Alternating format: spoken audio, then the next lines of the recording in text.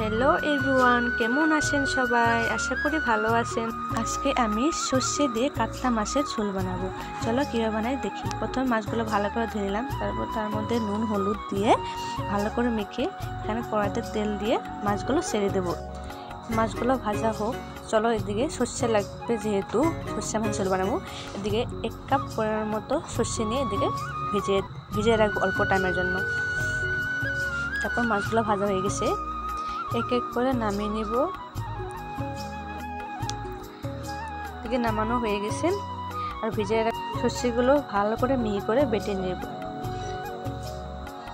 এখানে সব রেডি করে নিয়েছি। এটা হচ্ছে বেটে রাখা সর্ষে, কাঁচা লঙ্কা বাটা, তারপর সব মশলাগুলো মিশিয়ে দিয়েছি, পেঁয়াজ কুচি আর কাঁচা লঙ্কা। আর এদিকে কড়াইতে তেল দিয়ে দিলাম, এর মধ্যে দিয়ে দিলাম তেজপাতা, শুকনো লঙ্কা ফোড়ন দিয়ে ভালো করে ভেজে তার মধ্যে দিয়ে দিলাম বেটে রাখা কাঁচা লঙ্কা আর পেঁয়াজ কুচি। পেঁয়াজগুলো ভালো করে ভেজে নেব।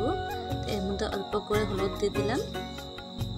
পেঁয়াজ ভাজা হয়ে গেছে, এর মধ্যে দেবো মশলাগুলো ভালো করে ভেজে নেব।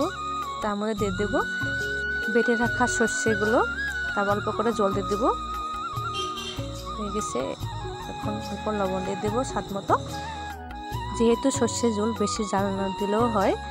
তারপর আমি ঝোলের মধ্যে এক এক করে মাছগুলো দিয়ে দিব। হয়ে গেছে, এখন মশলা দিয়ে নামিয়ে নেব। ভিডিওটা ভালো লাগলে অবশ্যই বলবেন। আর ভিডিওটা অল্প শর্ট বানিয়েছি, যেহেতু কিছু ভুল বানতে হলে মাফ করে দেবেন। ধন্যবাদ ভিডিওটা দেখার জন্য।